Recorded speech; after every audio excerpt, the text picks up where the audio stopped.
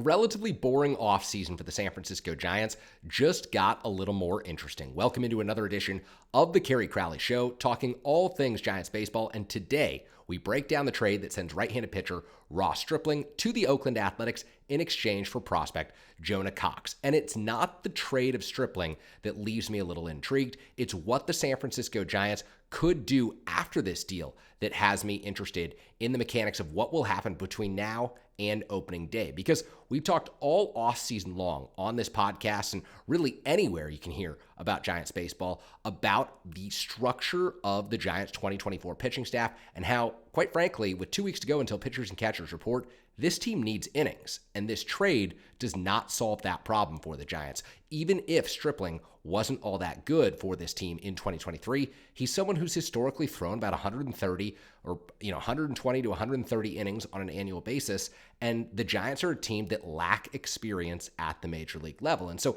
what this deal tells me is that the Giants are shopping for another starting pitcher, someone who can help them either via the trade market or at the top end of the free agent market. So this move effectively clears Stripling's contract off the books. He was set to become a free agent after 2024 and allows them to reinvest that money in either someone who they can acquire via trade or in one of the big free agent starters like a Blake Snell or a Jordan Montgomery. We'll get to them in a moment. I think that one of the most disappointing elements of this offseason for the Giants and their fans is that at the outset, Farhan Zaidi, the president of baseball operations, promised something big. He said that the Giants will be playing at the top end of the free agent market. He indicated that at the general manager meetings way back in November, that back-to-back seasons in which the Giants missed the postseason was unacceptable for the franchise, and they would do everything in their power to rectify that. Well, it's Friday, February 2nd, and it doesn't feel like the Giants have done nearly enough, have not taken nearly enough control of this offseason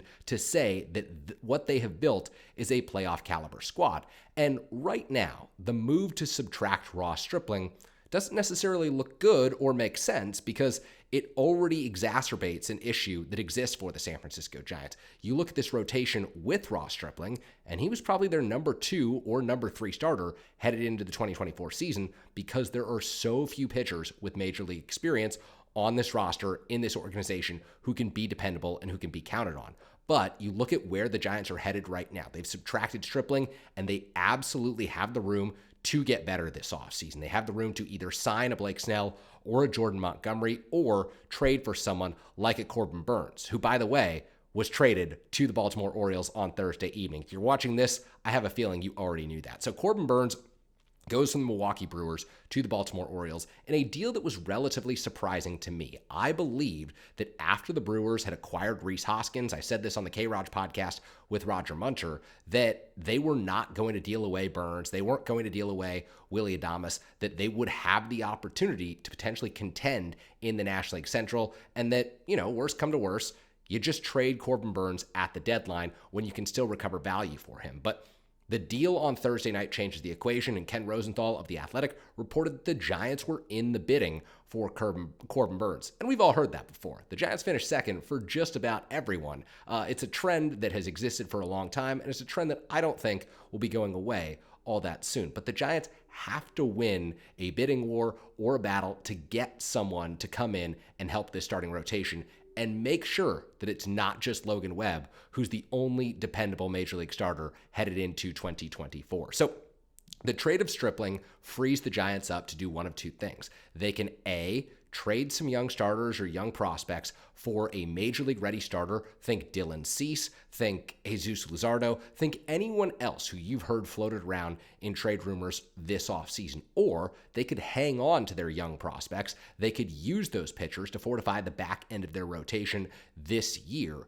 And they could go out and they could sign someone like a Blake Snell who would help this team. It's really imperative now that after trading Ross Stripling, the Giants address the need that they have, which is they need innings, and they need those innings in April, May, and June. They need them right away because Alex Cobb isn't projected to return until May at the earliest. And you figure when he comes back off of this hip surgery, he may not be as effective right away. You hope by the end of the season, he looks like a number 2 or a number 3. Robbie Ray, who the Giants acquired back in early January in the deal that sent Mitch Haniger and Anthony DeSclafani to the Seattle Mariners. Robbie Ray is due back from Tommy John surgery around July. But again, pitchers don't typically have their command in a form when they come back from Tommy John surgery. So while Ray is a Cy Young Award winner, 2021 American League winner with the Toronto Blue Jays, I don't think that it's realistic to expect him to look like the true number one. I think you're probably getting a Robbie Ray who's more like a 2, 3, or 4 in your rotation when he comes back.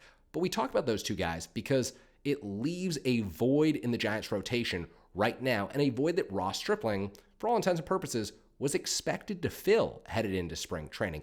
The Giants don't make this move unless A, they have significant cash flow issues that we don't know about. And I don't think that was the case, but they don't make this move unless they're confident, B, that they can make another move to upgrade over Ross Stripling in the rotation and reinvest that money for a better starting pitcher. And I believe that that's what's about to happen. And so you think about where the Giants are right now, in desperate need of starting pitching, and that was true before they traded Stripling, and they become even more desperate at this point. So who's available? We talked about Dylan Cease of the Chicago White Sox. We talked about Jesus Luzardo of the Miami Marlins. I read a great article from Grant Brisbee on The Athletic that said Fastball Freddie Peralta of the Milwaukee Brewers. He could be someone the Giants may target in a trade if Milwaukee is continuing to shed salary, but I do think it's more realistic now that with all of the salary room the Giants seem to have under the CBT, I think it's something like 37 to 40 million,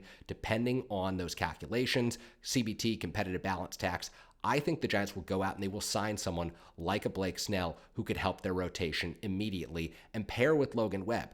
And the scenario you're looking at there is the Giants using a Webb and a second starting pitcher who's ace-level caliber or very close to ace-level caliber at the top of their rotation to lead them through the first half of the season. You pick up Robbie Ray, you pick up Alex Cobb along the way, and by the end of the year, you've got a pretty solid group. And what it also allows you to do in the first half of the year is evaluate Kyle Harrison, see Tristan Beck, see Keaton Winn, see Mason Black, and maybe even Carson Wisenhunt, who I think will be added to the 40-man roster by the end of this season because those two guys will force their way up to the major league level, and you give yourself a starting staff that is one of the better staffs in Major League Baseball and definitely one of the better staffs in the National League, and that is only if you're adding that strong starter to pair with Webb atop your rotation. But again, that's why I think this move is interesting, because I do believe it enables the Giants to do that. And look, I'm of the belief that you should always spend as much money as possible on your baseball team. The Giants have a very complex ownership group breakdown. Of course, Greg Johnson is the control person. I think he's got, the most shares in terms of Giants ownership, however you want to break that down. But the bottom line is, I think it's an ownership group that needs to be investing more money in this 2024 roster. And I think that this move of Ross Stripling and the salary that they shed in this deal with the Oakland A's enables them to do so. So whether it's adding someone via a trade and giving up prospects or adding a pitcher through free agency, the Giants are now better positioned to do so than they were at the beginning of the day. And let's look at it like this. The move in and of itself, if you just look at it in a vacuum, you're taking a starting staff that needs as many innings as possible, and you're taking away someone who might be able to throw 100 to 130. That doesn't make sense. But if you add in someone who can give you 160 to 180 to, depending on who's available on the trade market, 190 to 200, then it does make sense. Then you're making an upgrade. Then you're positioning yourself to be better in 2024 than you were in 2023. And while this offseason has been incredibly dull at certain portions, I do think it's important to consider the fact that the Giants still have time to make these moves. Am I of the belief that they'll do the very best thing? Who knows? I think that we all have very different definitions of what the best thing is. To me, it's probably signing Blake Snell and avoiding the trade market without giving up your prospects. And yes, you give up a qualifying offer draft pick, but to you and someone else out there, it might be better for the Giants to just bring in someone with 1 to 2 years left in arbitration, not make that long-term commitment to someone, and see how it works out moving forward for this organization. I do think that we all have different ideas of what this franchise should do, but right now it seems more realistic for them to act on those ideas than it did maybe a day ago. And again, Ross Stripling's contract should not have been preventing the Giants from doing anything like that, but this does give them the opportunity. And so I mention all those names in terms of who could fill out this starting rotation without mentioning the name Jordan Hicks, because 4 years, $44 million, the Giants brought him in the month of January with the intention of Hicks filling out a spot in their rotation. They say at the end of spring training, he'll be stretched out to 5 innings, 75 pitches. If the experiment works, tremendous. If he's still, thriving at the trade deadline, then you can maybe give up one of these young prospects or two of these young prospects to go out and acquire a bat that the Giants would most certainly need to be in a better position to lock down a wild card spot. But if Jordan Hicks doesn't work in the rotation, it's still imperative that they add, because Jordan Hicks can then pitch out of the bullpen. Go back there with Camilo Doval. Both have two guys who throw 100 miles an hour. You've got Taylor Rogers from the left side, high 90s. You've got Tyler Rogers giving a different arm angle. Ryan Walker, who I have a lot of belief in. Then you're talking about a pitching staff that can keep the Giants in contention. It's the lineup that concerns me right now, but I do think that there are ways that the Giants can improve their lineup. And the bottom line is this.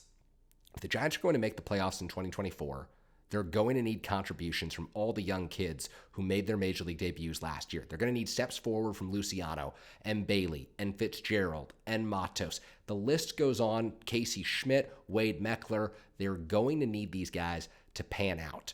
What must happen now is one or two guys pan out in the rotation, maybe two or three pan out in the rotation, and then you add from the outside. And when you make that addition, it's someone who is more certain to deliver quality innings for you than Ross Stripling would have been entering 2024. So it's all kind of complex. It's all hard to figure out the move on the day of when it happens. But this is clearly a move that sets the Giants up to make another addition to their team. And if it doesn't, my goodness, this franchise is in shambles. If they don't do anything after this, I would be blown away and would not even know what to say. But you don't make this move without having something else in mind. So a big trade or a free agent signing is coming. And yes, it's February 2nd. Yes, the offseason shopping list should probably be complete right now. And yes, I understand the fan frustration and anguish over the state of this franchise right now. I get it all. But I also even feel that the most pessimistic fans, even the people who hate this front office with all their heart, should understand that this sets up another move. It's not a move you make and say, okay, Hayden Birdsong, Carson Whisenhunt, you're in the opening day rotation. It's a move you make when you need some salary to be able to add someone else from the outside, and that is what the Giants are now positioned to do, because otherwise, they're not covering 162 games with the arms inside the organization. That's it for today's edition of the Kerry Crowley Show. If you like this, tune in. I've been hosting on KNBR, Sports Phone KNBR, every weeknight from 6 to 9 o'clock. We have a rotation of hosts. Been really fun so far, talking a lot of 49ers football, but we'll also talk some San Francisco Giants from time to time. And after the Super Bowl, it will be a lot of Giants. It will be a lot of callers into the show previewing the 2024 season. So I hope this dialogue continues on the air. And if you like this episode, or if you have something to say about how the Giants should invest their money, drop your thoughts in the comments here on this video. Thanks so much for watching.